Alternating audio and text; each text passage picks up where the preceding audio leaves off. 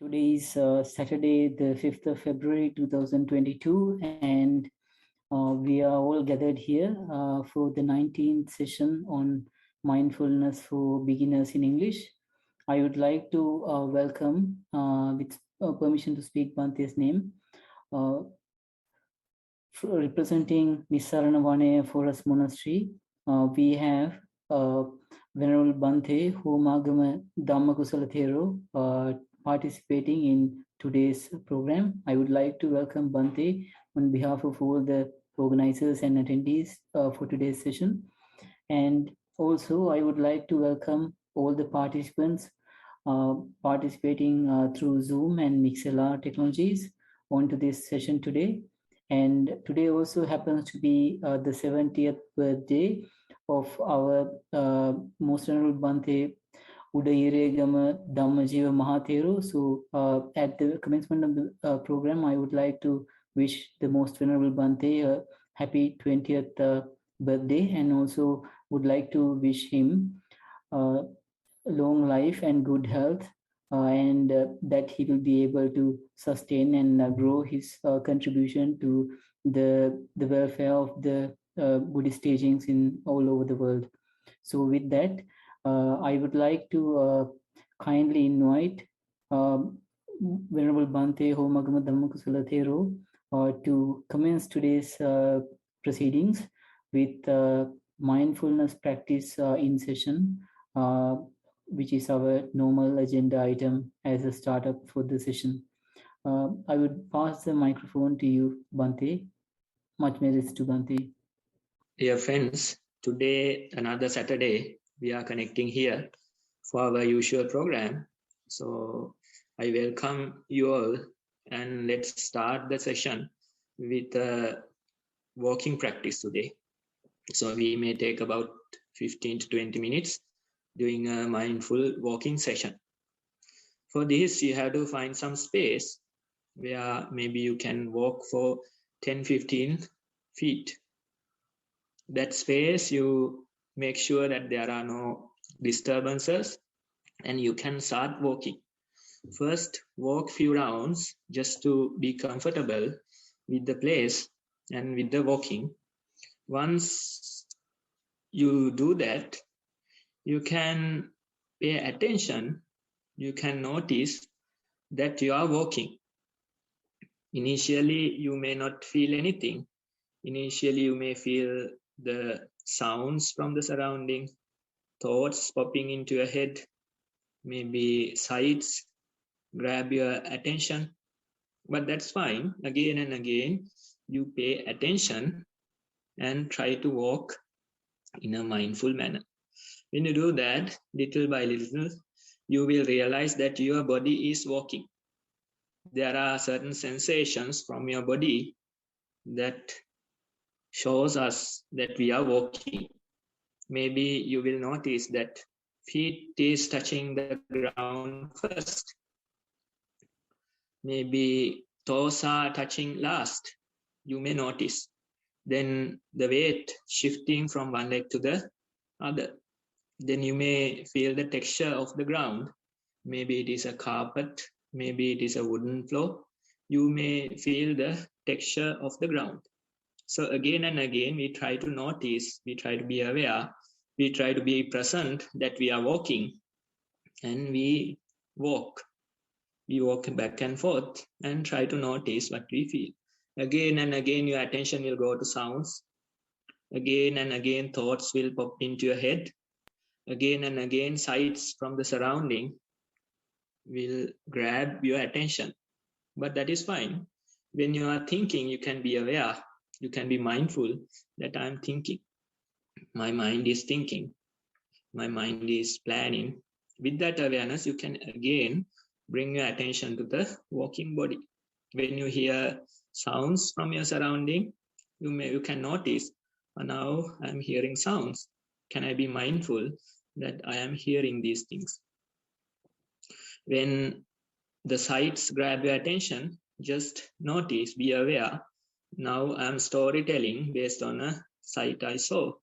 And you can again and again bring your attention back to the walking body. You may feel various things in your body. You may feel warmth. Maybe you will feel cool. Maybe you will feel your cloth touching the skin. So these are fine. These are observations that we are mindful, observations that we are aware. We are aware about the present moment. So again and again we do this. Again and again we try to be present that we are walking.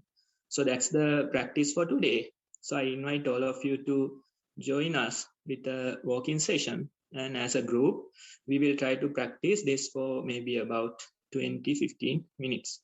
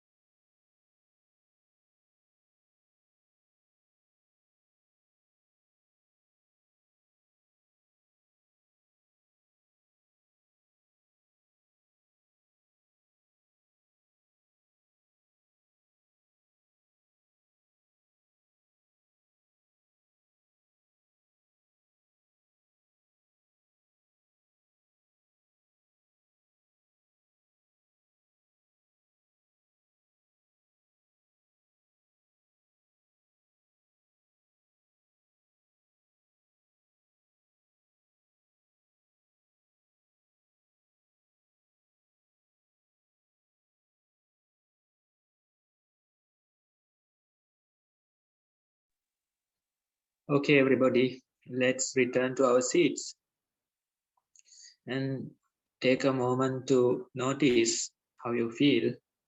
What is the status of your mind compared to the earlier before you do the walking session?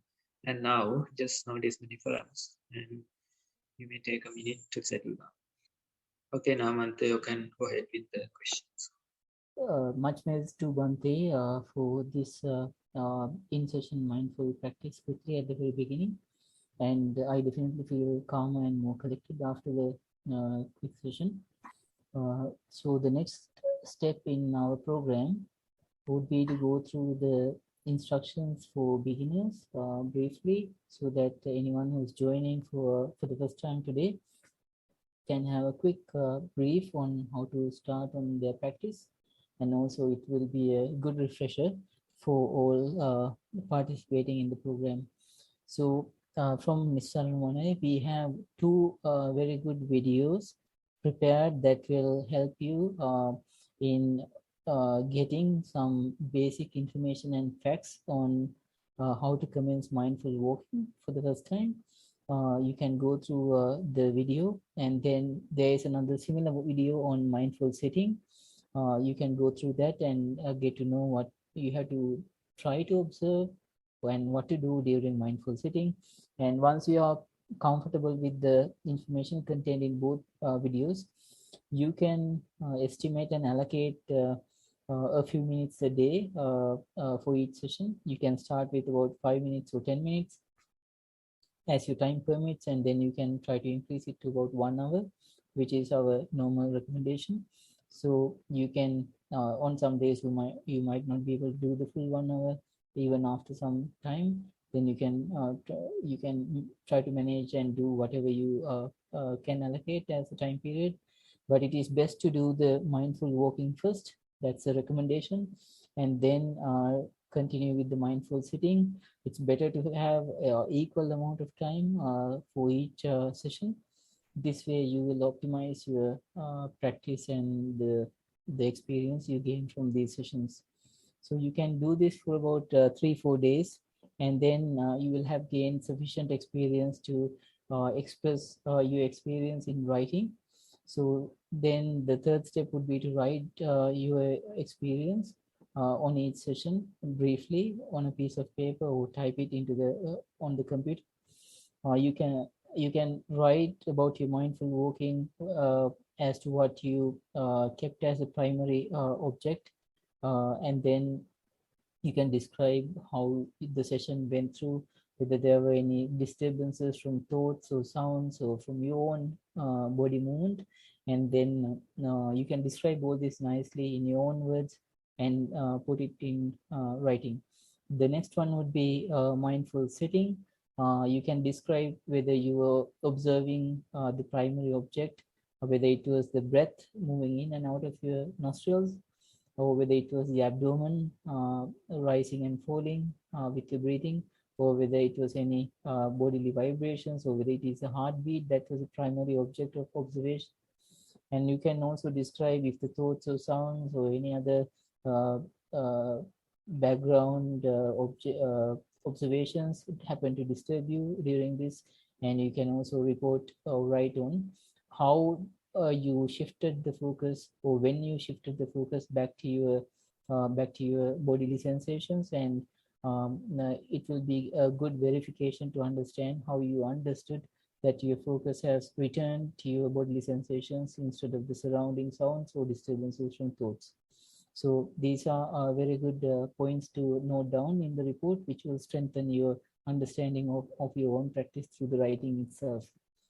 Then once the writing is completed, you can send it to us in two ways, either the Google form listed here, or you can email to the email address, and we will be presenting that to Bhante to hear and advise further. So Bhante will hear your report, observe the facts and information, and provide you valuable insight on how to further strengthen and practice, so that you can use that advice to continue with your sessions based on that advice. So as you can see, there is a feedback cycle happening here. uh, when you submit your details about your sessions and you receive Bante's advice, then you can keep on using this advice. There is a nice cycle of feedback being used in your sessions continuously, week after week, which will boost your understanding and wisdom of what to do and how to respond in these practices enormously. So we always encourage this very highly for all of you to use the sessions very proactively. So with that completed, I will move on to the next item on our session lineup. So the next would be for Lusha. I would like to invite Lushani to conduct the Q&A session, commencing with the presenting of 3 reports we have received for today's session, so that Bhante can understand and provide us with Bhante's valuable insights. Over to you, Lushani. Thank you. Thank you, Namanta. Bhante Avasarai. So today we have 3 reports, 2 from adults and 1 from a child. I will read out the reports now. The first report, walking meditation. Walked on tiled floor. Watch sensations on feet. Hard, soft, cold, warm, tingling, burning, heavy, light pressure, itch, pain, sensations felt. For the first half of session, thoughts proliferated, but mind came back to feet on and off. Lifting, moving, placing observed, and areas not touching ground noted with each step. Cold sensation over whole body passed after a while and was repeated a little while later. Sounds heard, not distracting. Walked 1 hour. Sitting meditation. After the walking session, sat on cushion, adjusted body, sitting upright, observed breath. Breath more prominent on one side and breath subtle, cooler in and warmer out breath. After a short time, part of face disappeared and later other parts of the body. These disappeared and reappeared randomly. Continued to watch breath, which also disappeared but reappeared. Pain observed was distracting for a short period. Mindfully observed changing nature of pain, sensation from ache to burning sensation, and changing of the position of pain. Sounds heard, not distracted by thoughts which passed. Sat for 45 minutes. Thank you, Bhante. End of report. Okay, so in this report, we can hear a lot of valuable details about the practice. As you mentioned, when you start your walking or sitting, you feel that body is heavier. And that's our usual friction that we experience in our day-to-day life. So there's a friction that we experience and our body is heavy. But when you practice for a while, you can notice that the breath is disappearing, as well as certain parts of your body is also disappearing. And this whole system becomes lighter and lighter. So that's a good representation what is happening in the practice. You start with a heavy mind and body, and when you practice for a while, maybe even 10-15 minutes, you can see this change. Your body and mind becomes lighter and you feel some kind of a blissful nature in that. So this is the aim that we are after. When you practice again and again, this comes more and more naturally. So you can see for yourself the reasoning for the practice. When you start, maybe you had a headache. When you start, maybe the thoughts are there, so many disturbing thoughts are there. But with time, you realize that they are disappearing. Body is also becoming lighter and lighter. And the headache also disappeared. Maybe temporary, maybe for some time. But when you practice for 1 or 2 hours, when you do walking and sitting, then it goes on for a few hours. Even after the practice, you can feel lighter for a few more hours. So when you experience this is what we are after. More you practice, lighter and lighter it will become. Otherwise, the worldly people, they suffer with this heaviness. Their body is heavy. Their mind is even heavier. So they suffer. They complain. They say, there are so many problems in my life I can't get rid of. So that nature, most people, they experience. Unless you are ignorant and saying that everything is fine. Everything is fine. You are telling, but if you really focus, if you really pay attention, there are certain areas of your life, there is friction. There's this difficulty to deal with. There are problems. So when you see this, it's your opportunity. It's your call for action. When you practice, you can see for some time, maybe for a few hours, they are disappearing. Due to the practice, again, they are appearing. But more and more you practice, this nature comes naturally to you. That is our aim. So when you notice this type of a transformation in your walking or sitting, you can understand this is what we are after. When you practice more and more, your body is becoming lighter and lighter, and your mind is also becoming lighter and lighter. You can function without that much friction.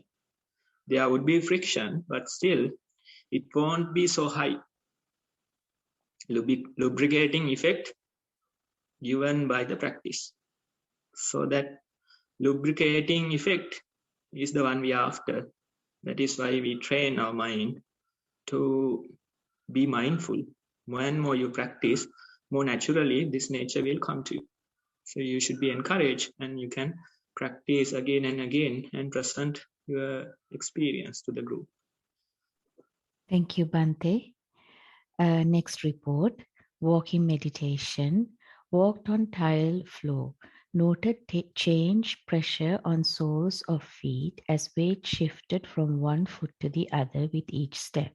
Sensation of pressure was accompanied by coldness of soles of feet, which increased and decreased from heel to toe as each foot was placed and the weight of the body shifted forward. Also noted that the upper side of each foot, particularly the area above the toes, was warm. As each foot was lifted, moved and placed, noted touch on top of foot. Thought arose recognizing that this touch was from the hem of the trousers. Attention returned to the soles of feet.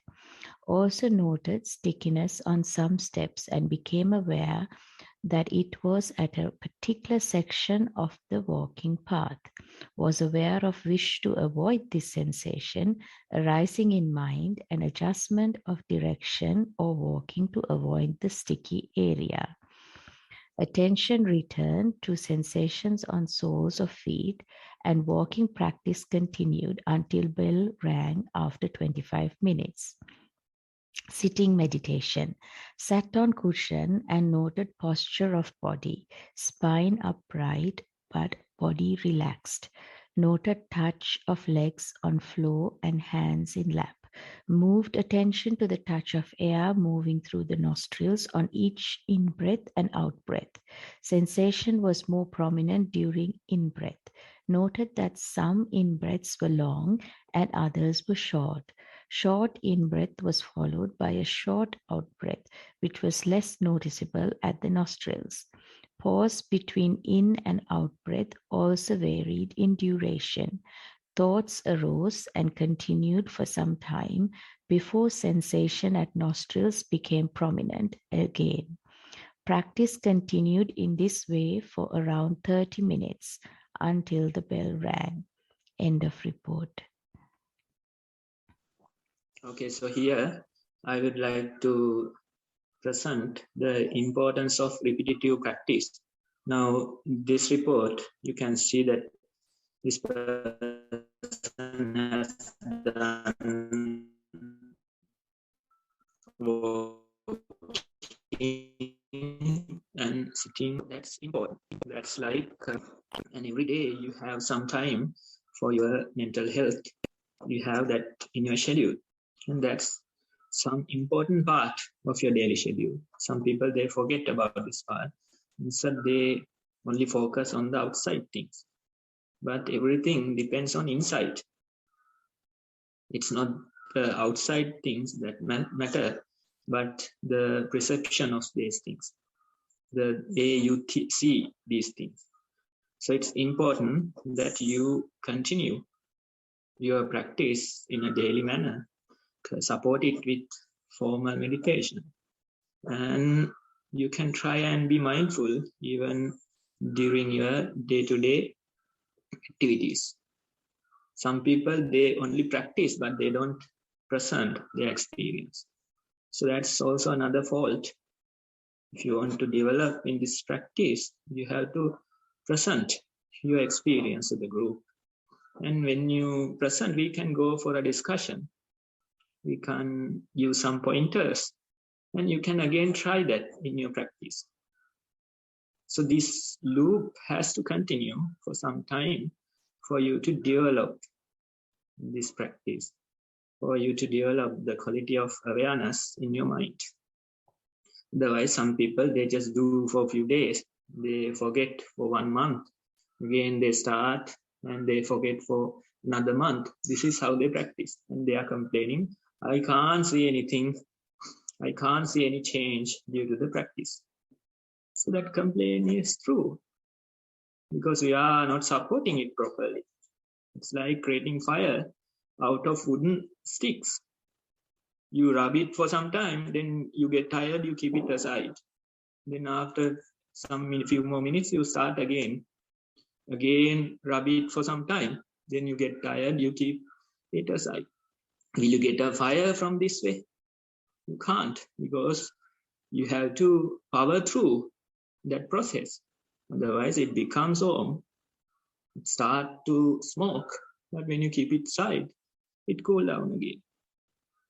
So that's the same way with practice. If you just practice a few days, then get rid of it for 1 month, and then creating fire out of the wooden sticks, you have to power through, you have to continue. There may be difficulties, 1 or 2 days you will miss, but still again and again you try to get in track and you try to continue. So this way only you can achieve some lasting peace in your mind. Otherwise you are coming and you are complaining. You practice once in a while, but remember that analogy, creating fire out of wooden sticks. You have to put some effort. You will get tired, but you can't stop. You can't go and wander around in the forest. Instead, you power through. You will get tired, but you will get over it. You will create the fire and you are happy. When you see the smoke, then you can put more and more effort. Now I see the early signs. Now it is progressing. Can I get a fire out of this? That's how the practice is. Otherwise, you are just wasting your time and energy without doing it properly. So that's why we ask you to practice. We invite you to present your experience. Based on the feedback, you practice again. That loop has to continue for some time. Only then you can see real progress. When you see real progress, you don't need anybody's words, because you know for yourself, you experience for yourself. So that's the idea. Good to hear your report. Continue this way and continue to report us. Thank you, Bhante. The last report for today is from a child, age 14. Walking meditation, 25 minutes.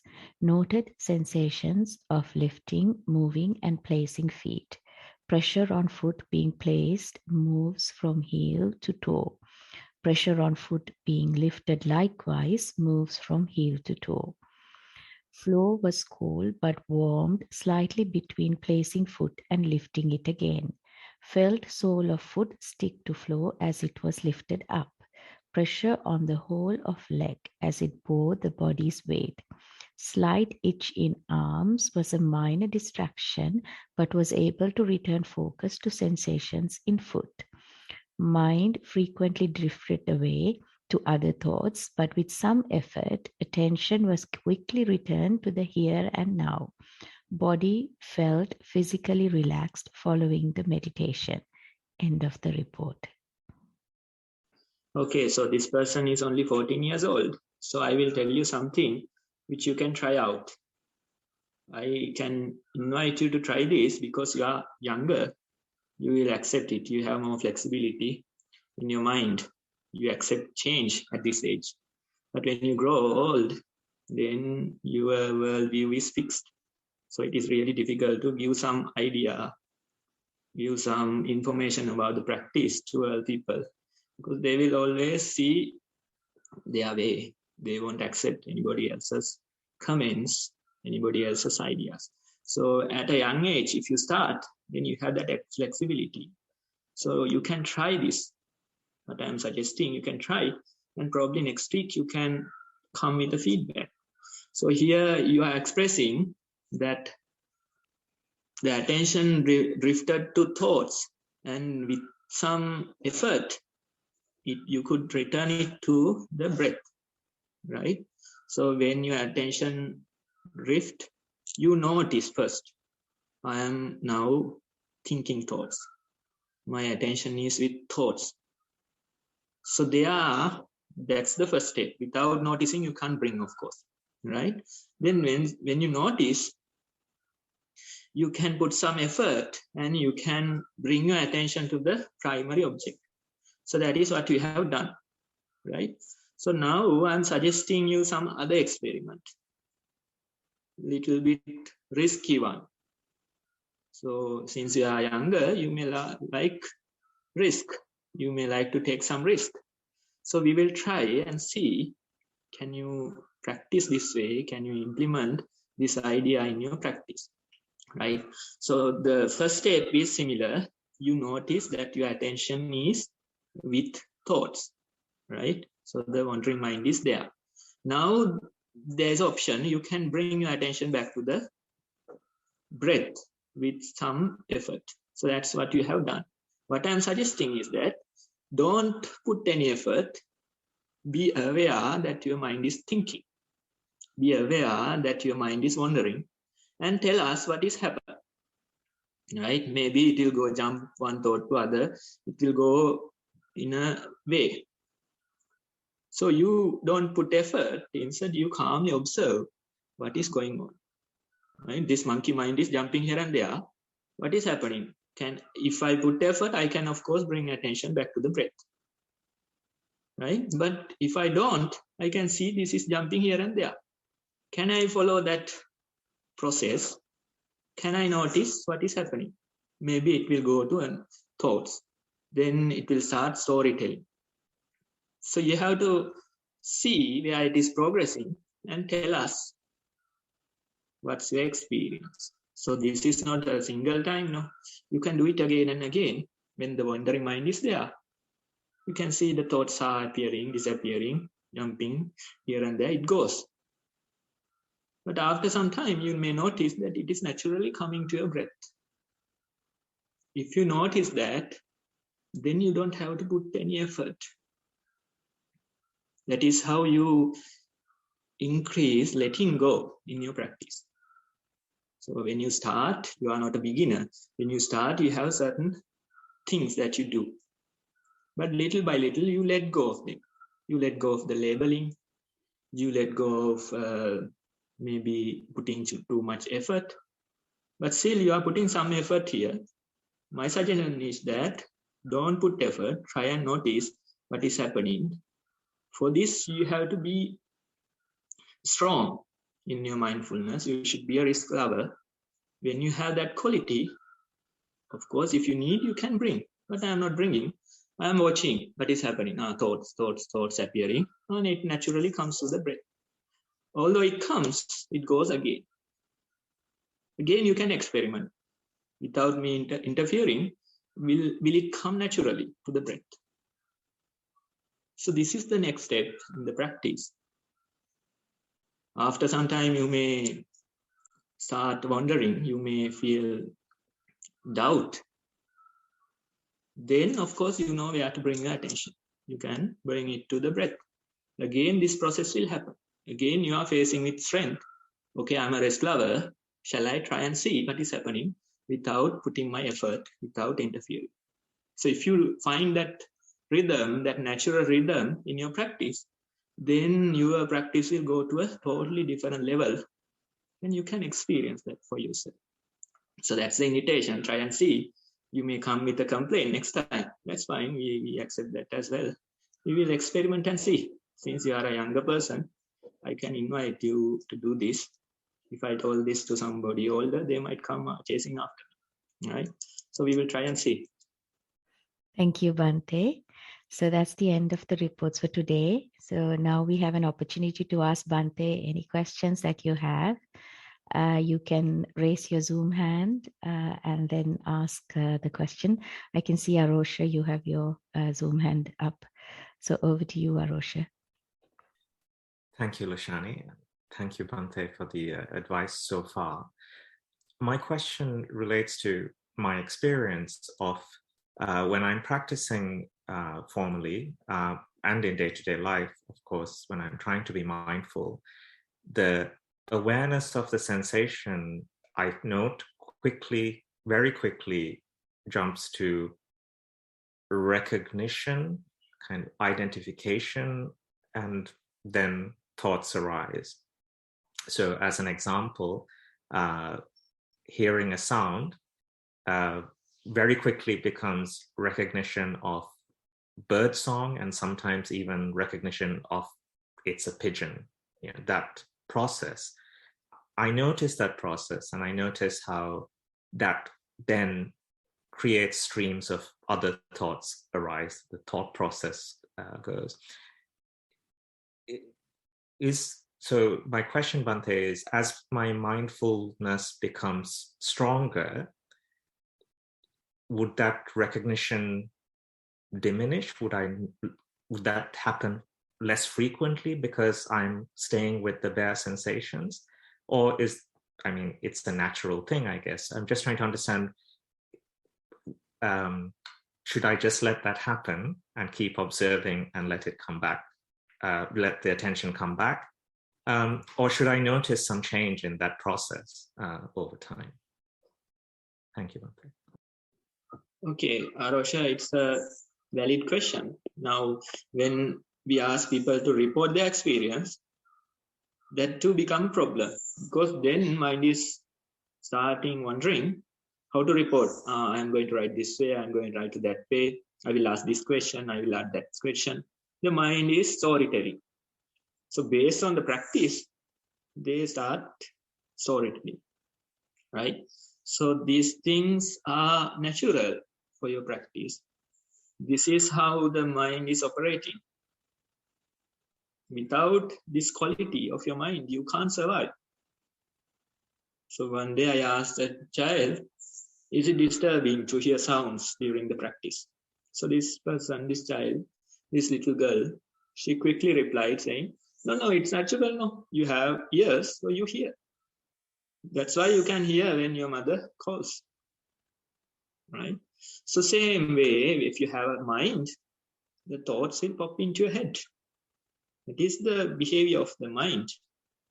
And if you didn't have that quality, then you won't last, right? You will go to work and you may not return because the bus is coming and you didn't get any thoughts to get away, right? You just saw the bus and you stopped. End of the story, right? So these things are natural. This is how we function. Now, when you practice only, they become problems. Initially, you didn't have these problems. So these are side effects from the meditation or side effects from the drugs that you are taking to heal yourself, which is the meditation, which is the mindfulness, right? So it is natural to get side effects, and we welcome them. We have to take time and discuss with the group, because this person has started his practice, and due to that, he is getting so many questions, issues. So that's why we are having every week. That's why we invite you to discuss. So these things are natural. What I recommend is that let it happen again and again. You don't have to do anything. No, it will happen naturally. So you just have to be with the process. Again and again, bring your attention to the walking body, sitting body, and try to notice these things are appearing. My mind is wandering. My mind is giving names, labels. That's how you start. Probably my mind is creating stories how to present this experience. I am going to tell this way. So during the practice, you think. So what I suggest is that let it happen. The more you practice, they will be there, but they won't be problems. They will just come and go, and your mind won't worry upon them. So that's the idea. Try to see among these things, can I be aware that I'm walking? Can I be aware that I am sitting? So you have to remember that analogy about making fire, right? The wooden sticks. So if you put effort only, you can see real results. Otherwise, you will continue with these type of questions. But when you put some effort, put some time, and continue your practice, these will vanish. I'm not saying they won't be there. They will be there, but you won't worry over them.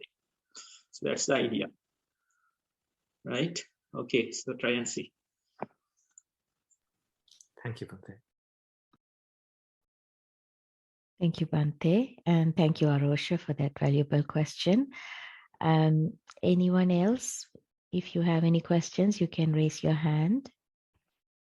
I'll give it 5 seconds.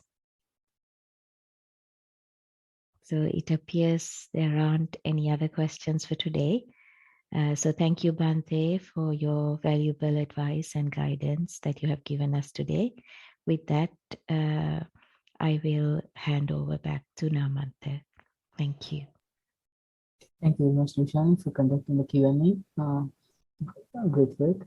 And much thanks to Bhante for providing us with the valuable insight on those reflection reports and questions. The next would be for the talk on mindfulness from Bhante. And on behalf of us all, I would like to invite Bhante for the talk scheduled for today. Over to you, Bhante. Much merits. Dear friends, today I thought of discussing a topic. Maybe earlier also I touched this, but given the surrounding situations, I thought maybe I can discuss this again. So which is about sickness, right? So sickness is a great teacher.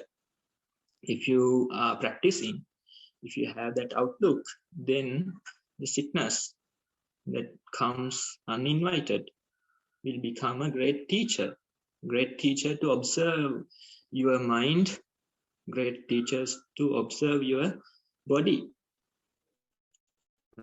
right? So usually complaining, you will start worrying. Okay, I am running with a fever. Is it COVID? These thoughts will pop into your head. So there is a physical difficulty in your body. On top of that, there is a mental one. So we identify them as two separate parts. Usually I don't put labels to these things, but if you want to put a label, you can call it pain and suffering. So pain is natural to your body. Various sicknesses may come, various accidents may come. So pain you can't avoid, but suffering part, it is created by your mind. So you can really, with practice, you can avoid that part. So that is why during the discussion I mentioned that there will be less friction when you practice. There won't be so much friction, but still there will be some friction. More you practice, lower the friction would be. So we are reducing that suffering part. We are not addressing the body that you can't get rid of. Sicknesses you can't get rid of. Accidents you can't get rid of. But you can avoid that suffering part. With practice, you can minimize it. And more you practice, you realize, although I used to function earlier, I used to complain so much, I used to cry so much, I used to go to hospital so frequently. Now for so many years, I haven't gone to a hospital. I haven't consulted a doctor. And I am functioning. There are aches and pains in my body, but I can survive. If you go and do a full body scan, then they will come up with so many issues in your body. So don't even go near to a hospital. Just avoid as soon as possible. And there might be doctors here listening, so they may come after me. But still, when you go, then there'll be a doctor, there'll be a sickness. After full body scan, you find so many defects in your body. So everybody has defects. When you scan only, you realize, this is what is happening. So some people, they are dealing with cancer. Some people, they are dealing with COVID. But still, they say, I can fight this with mindfulness. I can survive with mindfulness. Last 2 weeks ago, there was this person. He was telling, I got a free vacation, 14 days, quarantine. I can practice. I finished one retreat 2 weeks ago. Now I'm doing my second retreat. And I can do my practice for 14 days. Nobody will come near me. I'm isolated. I get food and stuff. And I practice. So that's how the practitioner look towards these situations. So the reason I'm bringing this up, because I'm also running with a slight fever today. So starting from early morning, so I could feel that there is a temperature issue in my body. It is heating and it is aching. So I'm again and again watching, does the mind ache? When I ask that question, no. The mind is answering no. But after a while, again, some pressure builds up. Again, start wondering, worrying. Does the mind aches? Then again, it disappears. So the body aches. Body have a temperature problem. It is, I can feel it is becoming hot and cold. I can feel. But does the mind ache? No, it is not. Can I separate those two parts? Again, after some time, it starts worrying. Okay, I have to take a break. I should go and sleep. All these ideas come. So that's the mind part. That's the mind creating suffering out of the bodily difficulties. So when you face with an accident, 2 weeks ago, there was this monk, Chinese monk, and he got into an accident. The middle toe went away, right? So I was nearby. I was so worried. Now we have to go take this person to a hospital. It will start bleeding. So I was worried, but this person, no, I'm okay. You do what is necessary. I will go to the hospital, but I'm calm. This is a great opportunity for me to practice. And even after getting the treatment, coming back to the monastery, he's saying, that was a great experience. I had so much attachment to my body. I was cleaning it so many times every day. I was taking so many washes every day. I tried to keep it clean and tidy. Then suddenly one part went away. Then he is saying, now I have a question. Now I have a situation where I can practice and see how attached I am to this body, how many complaints it will create out of this situation. So these things, you don't invite them. They are natural. They come naturally. They come uninvited. And when you face, you have to somehow deal with it. So the bodily aches are there. But can I survive with some herbal tea? Can I survive with some honey and function? Or take a break and take a nap? That's also a good way of dealing with these things. I'm not recommending not to go to the hospital. If there's a situation, you have to go. That is fine. But is it so frequently necessary? Do you need to take so many Panadols every day? Do you need to take so many painkillers every day? So the practitioner, they should ask this question again and again from themselves. Is it mind that is aching or is it the body? Can I observe the aching body without creating suffering in my mind? Again and again, you do this observation. Then again and again, when you do this, you can feel there's a slight fever. I'm running with the fever. I can feel the aches in my body, but still I can function. Maybe I will take a break. I will take a nap for some time. So this way you are facing, and the sickness becomes a teacher. So they are not invited, they come uninvited. So once they come, you can really see. Then there might be some situations that you have to face in your life. So there's this quote I saw a few months back. It is asking, does the pain of a broken arm mimic the pain of a broken heart? Does the pain of a broken arm mimic the pain of a broken heart? To understand this quote, you have to have two experiences. One thing is you should have some, if you did have some bone injuries, then you will know how painful that is. So early childhood, I had few situations where I felt so much painful due to the bone injuries. It's not like muscles, or it's not like the piercing the skin. He said it is so painful. Then the second situation is that once in life, if you had a broken heart, then you know how did it feel. So those are really difficult situations to face when you face them. But after some time, you can realize it really hurt. The suffering was so much. I didn't have any difficulty in my body, but still my mind was so disturbing, so painful. It created so much suffering, thinking about that person, imagining about certain situations, storytelling, giving ideas. So you suffer. You suffer very much due to these situations.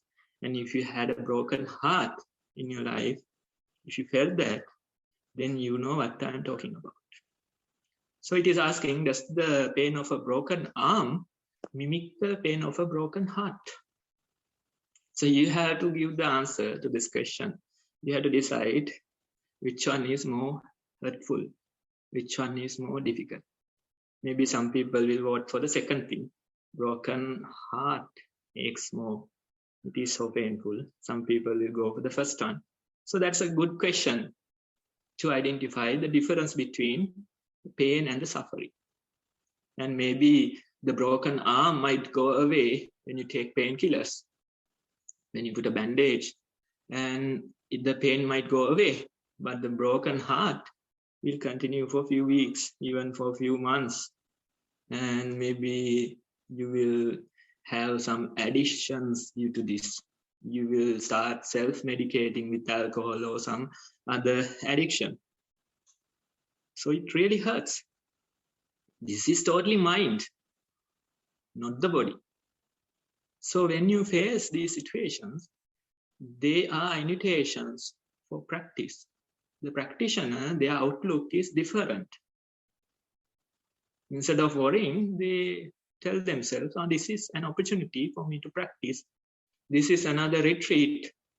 And you face the situation with that attitude. Instead of starting screaming, you may observe the pain inside your body. Instead of starting worrying and going after various addictions, you may observe the thoughts popping into your head, the storytelling and stuff. So there are situations where we can practice. But in order to practice in these situations, you have to train before, because they are really difficult occasions that come in your day-to-day life. So you can't directly go and face those situations. Instead, you have to train your mind again and again. Then only you can go and run. Otherwise, if you just go to the playground, you will become a loser and people will laugh at you. Instead, you go to the gym, you go to the training session, you do it again and again for a few months, and then only you can run, then only you can challenge other players. So every day, try to see when these situations come. They are not so frequent, but every day something will come. So you can see, can I face this with mindfulness? Can I observe what is happening? Can I notice what's going on? Can I notice the thoughts appearing in my mind? Can I drift my attention towards something else? Maybe I can go for a walk instead of staying indoors. Maybe I can go and work out. So those are tactics you can use, and you can really practice in these situations. So that is why I'm saying sickness is a great teacher, and it's an invitation to practice. It could be sickness in your body, or it could be sickness in your mind, but still it's an invitation to practice. So the practitioner, they in a way play this glad game, and I can be mindful, I can observe, I can see that fear is appearing in my mind. So this problem is not a problem of clothing, or this problem is not a problem of the haircut. Instead, it goes deeper. So there was this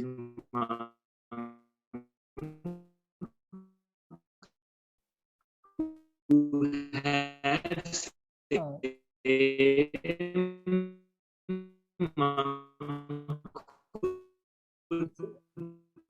Excuse me, Bhante, I think the seniority similar to my age. Right? He came to me and he's confessing, popped into my head, close my years of monkhood. So you can understand this is not a problem about the robes or the lay clothes. This is not a problem about a bald head or a haircut. It goes much deeper. And when you truly realize the problem, you can try and solve it. Everybody by age 30 is friction in the world, but they are stuck. So a few days ago, there was this young person. He was about 30 years old, and he came and he complained, who is 2 months old. And I suffer so much, so many problems are there in house. I can't survive. What is the solution? So should I run away from this situation? He's asking. But that's not a permanent solution. It is not the outside world that matters. Instead, your inside. So that is what I am telling. This is not a problem about the clothing. This is not a problem about the haircut. Instead, it goes much deeper. If you see the real problem, then you spend some time practicing. You put some effort, you reserve some time for this. If somebody is coming and telling, I have no time, then in a weird way, they are saying it is not important. If it is important, you create time. Have you ever missed a meal? No. Have you ever missed an appointment you kept with the doctor? No. Again and again, you create time for these things. Somehow or the other, you create. But when it comes to meditation, when it comes to finding real peace in your mind, then you come and say, I don't have time. I can't meditate. So you are saying it's not important. If you are saying it's not important, I'm inviting you to continue this way. Try and see whether you are facing friction. Try and see whether the life is bearable or unbearable. So you are gathered here. Maybe you already felt the difficulty. You already felt that friction in day-to-day life. That is why you are here. You have to find a permanent solution, a lasting solution to this problem. Not a temporary one. If you go after addictions or some other thing, it's a temporary one. So you are lowering your capacity to think. So when people take medicine for depression, what happens? They can't think. They fall asleep. So you are getting rid of the capacity to think. But when the medication is worn off, the problem comes again. When the alcohol worn off, the problem comes again. It comes even more harder than asking so many questions again and again. So next time you have to take a higher dose to answer those things. So that's how the cycle goes. So this is an invitation to find real lasting peace, lasting happiness, lasting way to survive in this world. I'm inviting you to come and become a monk. After spending so many years, that monk is coming. So it goes much deeper. So you have to try and see, can I face this situation? Can I survive? Is it bearable for me? If not, you have to do something about it. Again and again, you ask that question. If you have that difficulty, if you see that friction, then you will be automatically motivated to practice. You will be motivated to continue your practice every day, maybe 1 or 2 hours, and keep that pace throughout few months, few years. And when you do that, you can really see the problem is solving, the friction is reducing, and that's a very good sign. You are seeing results for yourself, so you don't have to trust anybody else. Instead, you trust yourself, you trust the practice. So that's the invitation for today. So I related to my sickness, so hope it was helpful. Thank you for listening. Thank you very much, Bhante, for that very insightful talk. And Bhante touched on a lot of very fresh and insightful perspectives. I like the comparison of the broken heart versus the broken arm situation. Because of painkillers being available commercially, I think the broken arm will be much easier than broken heart. Did you have the experience with the broken heart? The heart always If you had that, breaks. It's normal. No. if you had that, then you know But what we are talking about. I know with fever you can have painkillers, but no painkillers are there for the heart breaking. It is how it is.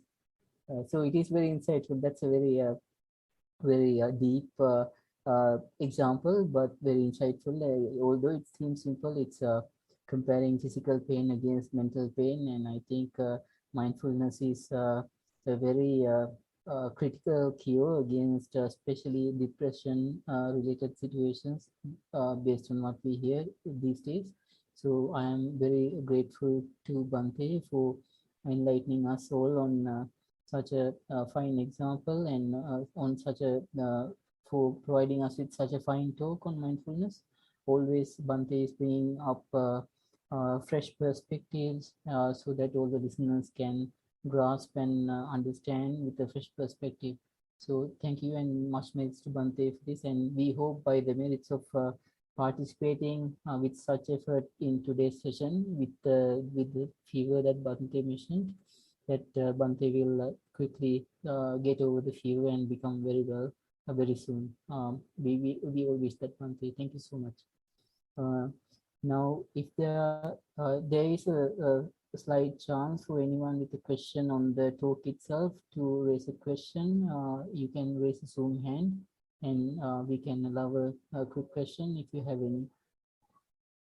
I think everybody is merciful on Bante, knowing Bante's sickness. So I believe everybody is grateful to Bante for the support and guidance for us today.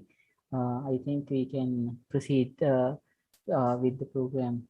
So with that, today's session on mindfulness is coming into an end. We started the proceedings with a brief in-session mindful practice. At the very beginning, we did mindful walking, and we all got to understand the effect afterwards. And then Bhante was presented with all the questions, all the three reflection reports and a question, and we received insightful advice from Bhante on those. And then we proceeded on to the talk, and we gain fresh perspective, fresh ideas to ponder during mindful practice, to compare the different thoughts with each other and understand further how our mind operates day-to-day basis. Then we also now equipped with more wisdom to follow through next week with practice sessions and come back on next Saturday for a similar insightful session. So with that, I would like to wholeheartedly thank Venerable Bhante, Homagama Dhamma Kusala Thero, with permission to speak Bhante's name, for participating in today's session, and we wish Bhante a quick recovery from the slight fever. And we also wish that Bhante's own practice gets enhanced with the merits of this efforts today and up in all sessions up to today. And we hope Bhante will be able to provide us similar insight and guidance in the future sessions too. And I would also like to thank Most Venerable Bhante Uda Iregama Dhammajiva Mahathero for his insightful request and guidance for us to commence this session. And also it is his 70th birthday, as I mentioned at the very beginning of the session. We wish him good health and long life and sustained capabilities to enrich the Buddhist development all over the world. The mindfulness awareness will hopefully be penetrating into more of everyone's lives in the next few years based on Most Venerable Bhante's efforts. And then also we wish the master trainers programs from the Satipasada Foundation to flourish throughout the next few years. And I would also like to thank wholeheartedly our organizers for putting this program together from the layman side, especially Rajika, who was putting enormous effort at the beginning to initiate this program, and who is also sustaining a high quality level on the program by advising us and guiding us as a team. And then there's Lushani, who has been working with us from the beginning to sustain our participation from the UK, which was one of the prime intentions of establishing this program to sustain awareness to others.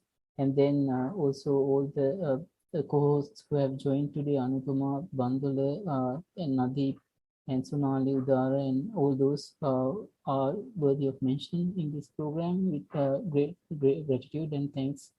And then there's all of you who have joined, who are the target audience in this session. We would like to thank and wish that you all gained a lot of insightful guidance today, and hope that you will keep on coming back, joining into this session over and over again, and continue to enrich your mindful practice throughout. And then I would like to move on to 3 quick announcements.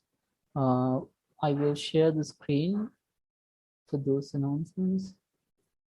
You can see the Nissarana Vanaya website, which is the main website for Nissarana Vanaya Forest Monastery. And of course, then there's the Satipasala Foundation, which is an initiative, great initiative from the Nissarana Vanaya Forest Monastery, trying to educate and teach mindful practices to students and people from all walks of life. And then those are the first 2 announcements, and then I will stop sharing the screen. The third and final announcement is for our we would like, if possible, for you to pass on the message about this program and these sessions, which will be held every Saturday, to friends and acquaintances who might be interested in similar practice, so that they can also enrich their lives and reduce the stressful activities or other issues in their life, and become happier and more mindful, reaping multiple benefits of practicing mindfulness in their daily lives. So with those 3 announcements, our session is coming to an end. And if anyone has any questions or feedback on how to improve or how to sustain the program going into the future, you can raise your Zoom hand, and I can give you a couple of minutes to suggest your ideas. All right, I think there's no one ready to express any comments or suggestions for today. That is totally fine. So we would meet next Saturday in a similar time, and I would like to thank all of you once more for taking part in today's session, and I wish all of you a very mindful and happy week ahead. And I wish that you will be able to practice more and more mindfulness based on today's knowledge and insight gained. And we will meet next Saturday again for a similar session. Thank you very much.